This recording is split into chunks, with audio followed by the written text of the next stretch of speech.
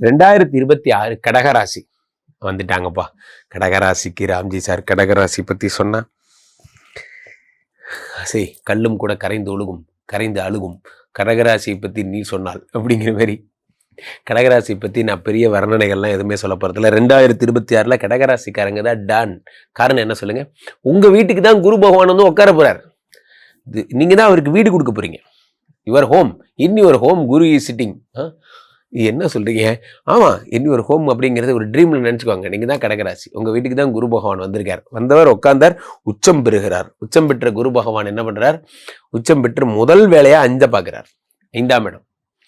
இதுதான் ஃபர்ஸ்ட் யோகம். உடம்புல உச்சம் பெறும்போது நீங்கள் ஜென்ரலாகவே மனோகாரகன் ஆகப்பட்ட சந்திரனை உங்களுடைய ஃபாதராக கொண்டவர். இவர் ஃபாதர் இஸ் மிஸ்டர் சந்திரன். எங்களுக்கெல்லாம் சந்திராஷ்டமம் கொடுக்குற ஒரு பேட் பாய், அவன் தான் உங்களுக்கு சந்திரன். அது அவனுடைய வீட்டில் குரு பகவான் உச்சம் பெறுகிறார். உச்சம் பெறும்போது என்ன ஆகும் அப்படின்னா, அப்போது மனசும் இந்த குருவும் 2 பேருமா சேர்ந்து நாங்கள் படம் எடுக்க போகிறீங்க, புதிய படம்.